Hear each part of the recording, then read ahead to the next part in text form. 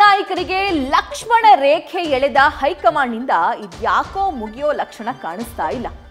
ಕರ್ನಾಟಕದಲ್ಲಿ ಮುಖ್ಯಮಂತ್ರಿ ಚರ್ಚೆ ಇವಾಗ ತಣ್ಣಗಾಗುತ್ತೆ, ನಾಳಾಗಬಹುದು ಅನ್ನೋದು ಮರೀಚಿಕೆ ಆಗ್ತಾ ಇದೆ.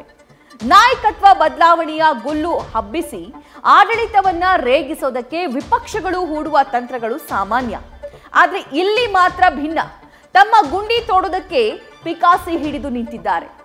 ಈಗ ಮಂಡ್ಯದಲ್ಲಿ ಮತ್ತೆ ಕಡ್ಡಿಗೀರಿದೆ.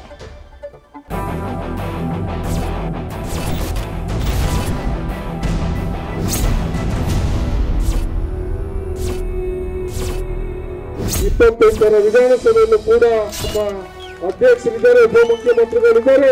ಎಲ್ಲರೂ ಕೂಡ ಅವ್ರ ಜೊತೆ ನಿಂತು ಅವರ ಮುಖ್ಯಮಂತ್ರಿ ಮಾಡಲಿಕ್ಕೆ ಸಹಕಾರವನ್ನ ಎಲ್ಲರೂ ಸೇರಿ ಮಾಡ್ತಾ ನಾವು ಕಾಂಗ್ರೆಸ್ ಪಕ್ಷದ ಹೇಳಿಕೆಗೆ ದುಡಿಯೋಣ.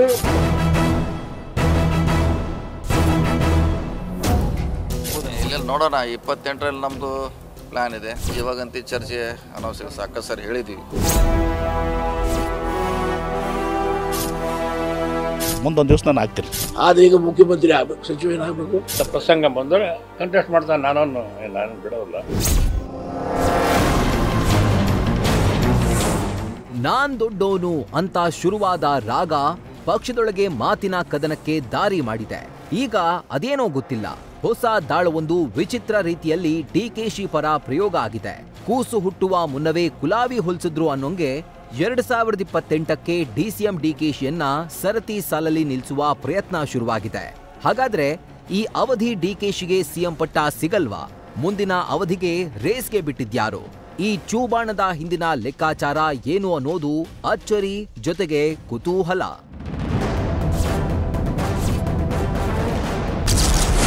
ಅಧಿಕಾರ ಹಂಚಿಕೆ ಆಗಲ್ವಾ? ಡಿಕೆಶಿಗೆ ಇಲ್ವಾ ಪಟ್ಟ?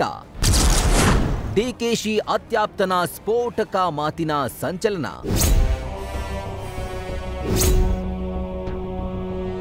ಅಂದ್ಹಾಗೆ ರಾಜ್ಯ ರಾಜಕೀಯದಲ್ಲಿ ರಾಜಕೀಯ ಸಂಚಲನವೊಂದು ಶುರುವಾಗಿದೆ.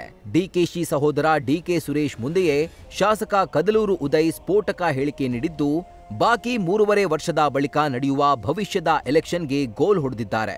2023ರ ರೀತಿಯೇ ಹಳೆ ಮೈಸೂರು ಭಾಗದಲ್ಲಿ ಒಕ್ಕಲಿಗ ಅಸ್ತ್ರ ಬಿಟ್ಟ ಕದಲೂರು ಉದಯ್ ರಾಜಕೀಯ ಕಡಲಲ್ಲಿ ಸುನಾಮಿ ಎಬ್ಬಿಸಿದ್ದಾರೆ.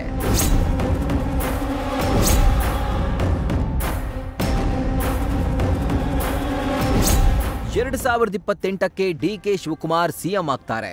ಒಕ್ಕಲಿಗರೆಲ್ಲ ಸೇರಿ ಡಿಕೆಶಿ ಅವರನ್ನ ಮುಖ್ಯಮಂತ್ರಿ ಮಾಡೋಣ. 2028ರ ವಿಧಾನಸಭಾ ಎಲೆಕ್ಷನ್ನಲ್ಲಿ 136 ಸೀಟ್ಗೂ ಅಧಿಕ ಸ್ಥಾನ ಗೆಲ್ಲಬೇಕು. ಕೋಲಾರದಿಂದ ಚಿತ್ರದುರ್ಗದವರೆಗೂ ಒಕ್ಕಲಿಗರ ಬೆಲ್ಟ್ ಇದೆ. ಈ ಒಕ್ಕಲಿಗರೆಲ್ಲ ಸೇರಿ ಶಿವಕುಮಾರನ್ನ ಸಿಎಂ ಮಾಡೋಣ. ಒಗ್ಗಟ್ಟಿನಿಂದ ನಾವೆಲ್ಲರೂ ದುಡಿದು ಪಕ್ಷವನ್ನ ಗಟ್ಟಿಯಾಗಿಸೋಣ ಅಂತ ಅಚ್ಚರಿಯ ಕರೆ ನೀಡಿದ್ದಾರೆ. ಎಲ್ಲ ಚುನಾವಣೆಯನ್ನ ಗೆಲ್ಲದ್ರ ಜೊತೆಗೆ 28ರ ವಿಧಾನಸಭೆಯಲ್ಲೂ ಕೂಡ 136ಕ್ಕಿಂತ ಸೀಟ್ಗಿಂತ ಹೆಚ್ಚಿನ ಸೀಟನ್ನ ನಮ್ಮ ಏನು ಅಧ್ಯಕ್ಷರಿದ್ದಾರೆ, ಉಪಮುಖ್ಯಮಂತ್ರಿಗಳಿದ್ದಾರೆ, ಅವರು ಮುಖ್ಯಮಂತ್ರಿ ಆಗ್ತಾರೆ. ಅವ್ರನ್ನ ಮುಖ್ಯಮಂತ್ರಿ ಮಾಡಿಕೆ ನಿಮ್ಮ ಎಲ್ಲ ಒಂದು ಈ ಮಂಡ್ಯ ಜಿಲ್ಲೆಯ ಜನರ, ಈ ಹಳೆ ಮೈಸೂರು ಭಾಗ, ಕೋಲಾರದಿಂದ ಹಿಡಿದು ಚಿತ್ರದುರ್ಗದಿಂದ ಹಿಡಿದು ಏನು ಹಳೆ ಒಕ್ಕಲಿಗರ ಬೆಲ್ಟ್ ಇದೆ, ಎಲ್ಲರೂ ಕೂಡ ಅವ್ರ ಜೊತೆ ನಿಂತು ಅವ್ರನ್ನ ಮುಖ್ಯಮಂತ್ರಿ ಮಾಡಲಿಕ್ಕೆ ಸಹಕಾರವನ್ನ ಎಲ್ಲರೂ ಸೇರಿ ಮಾಡ್ತಾ. ಈವರೆಗೆ 2028ರ ಬಗ್ಗೆ ಚಕಾರ ಎತ್ತದ ಡಿಕೆಶಿ ಈಗ ಆಪ್ತರ ಮೂಲಕ 28ರ ಜಪ ಮಾಡಿಸ್ತಿದ್ದಾರಾ ಅನ್ನೋ ಚರ್ಚೆ ಹುಟ್ಟಾಕಿದೆ. 2028ರಲ್ಲಿ ಎಲೆಕ್ಷನ್ ಪಾಲಿಟಿಕ್ಸ್ಗೆ ಸನ್ಯಾಸ ಪಡೆಯೋದಾಗಿ ಸಿದ್ದು ಘೋಷಿಸಿದ್ದಾರೆ. ಮಾಸ್ ಲೀಡರ್ ನೇಪಥ್ಯಕ್ಕೆ ಸರಿಯುವ ಕಾರಣ ಲೀಡರ್ಶಿಪ್ ಮೇಲೆ ಹಲವರ ಕಣ್ಣಿದೆ. ಸತೀಶ್ ಜಾರಕಿಹೊಳಿ ಈಗಾಗಲೇ 28ಕ್ಕೆ ಸಿಎಂ ಕ್ಲೇಮ್ ಮಾಡ್ತೀನಿ ಅಂತ ಹೇಳಿದ್ದಾರೆ. ಎಂಬಿ ಪಾಟೀಲ್ ಸಹ ರೇಸ್ನಲ್ಲಿದ್ದು, ಈ ರೇಸ್ನಲ್ಲಿ ಕಳೆದು ಹೋಗುವ ಆತಂಕ ಡಿಕೆಶಿಗೆ ಇದ್ದಂತಿದೆ. 2023ರ ವೇಳೆ ಒಕ್ಕಲಿಗರ ಬೆಲ್ಟ್ನಲ್ಲಿ ಡಿಕೆಶಿ ನಾಣ್ಯ ಚಲಾವಣೆಯಾಗಿ ಅಭೂತಪೂರ್ವ ಜಯ ಸಿಕ್ಕಿದೆ. 28ರಲ್ಲೂ ಅದು ಪುನರಾವರ್ತನೆ ಆಗಬೇಕು.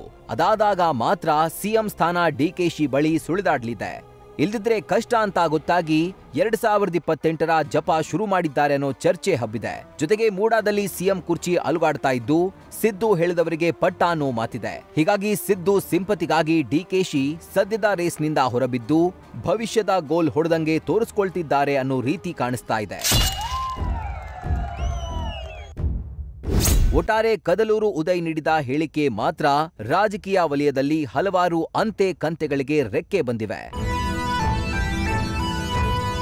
News first bureau. News first ನಿರ್ಭೀತಿಯಿಂದ ನಿಮ್ಮ ಪರವಾಗಿ.